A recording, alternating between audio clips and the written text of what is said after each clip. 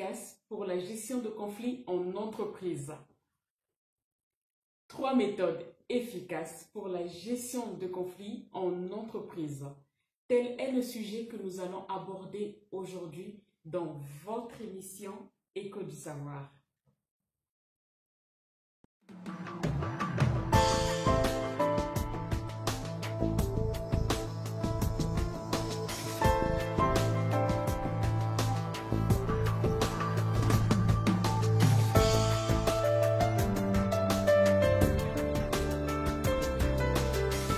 Chers amis, je viens m'adresser aujourd'hui aux chefs d'entreprise, aux entrepreneurs, aux responsables d'associations, voire aux porteurs de projets. Car nous devons savoir que le conflit est inhérent à l'activité, au même titre que le conflit est inhérent à la famille. Mais avant de poursuivre, nous allons d'abord définir ce qu'est un conflit. Alors, un conflit ou une situation conflictuelle est une constatation d'opposition entre personnes ou entités. Le conflit peut provenir d'une frustration, de la peur, de la tristesse, du dégoût ou d'un sentiment d'injustice. Quand un conflit n'est pas bien appréhendé, ça a un impact négatif sur l'activité de l'entreprise. C'est pourquoi je viens partager avec vous 3 méthodes efficaces pour la gestion de conflits dans votre entreprise ou dans votre association ou dans votre structure. Première méthode, la mise en place des réunions régulières. Deuxième méthode, la mise en place d'une médiation. Et la troisième qui pour moi passe partout, c'est une formation à la communication non violente et non verbale.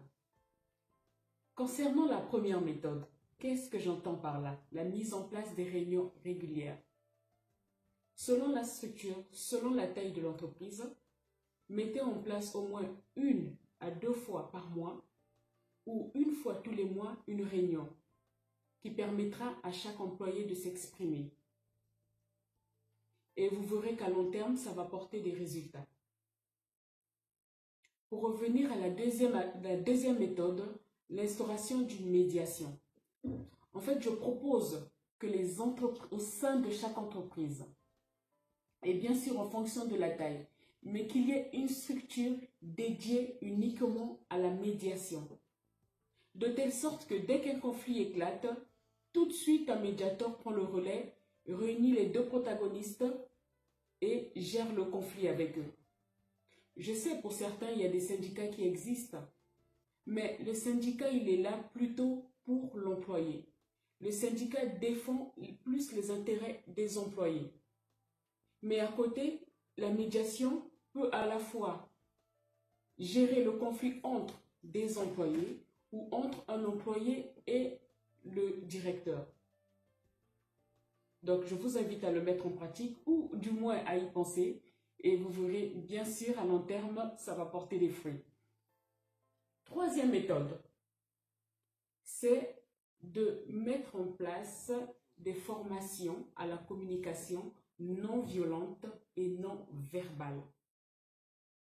Qu'est-ce qu'on entend par la communication non violente? Vous savez, il y a des entreprises où on travaille en équipe. Les gens se disent des mots difficiles, des mots très durs. Ils n'en viennent pas aux mains, certes, mais rien que se dire des mots difficiles provoque un impact psychologique, psychique sur leur état d'esprit.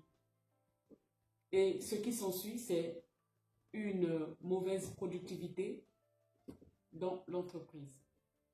Tout comme nous venons de mettre l'accent sur la communication non violente, il faut mettre aussi l'accent sur la communication non verbale.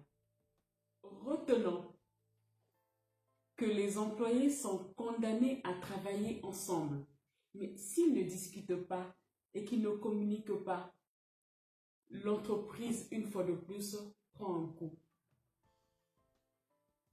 En somme, les 3 méthodes que je viens de vous donner, donc la mise en place des réunions régulières, l'instauration d'une médiation, la formation à la communication non violente et non verbale, sont intéressantes à mettre en place.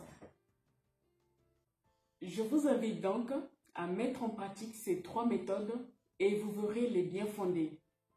Sur ce, notre émission s'arrête là. N'oubliez pas de nous suivre sur Twitter, Instagram, Facebook et YouTube. Abonnez-vous et surtout likez, je compte sur vous. C'est Gracia, conseillère en entreprise, coach de vie et votre motivatrice spirituelle. À bientôt.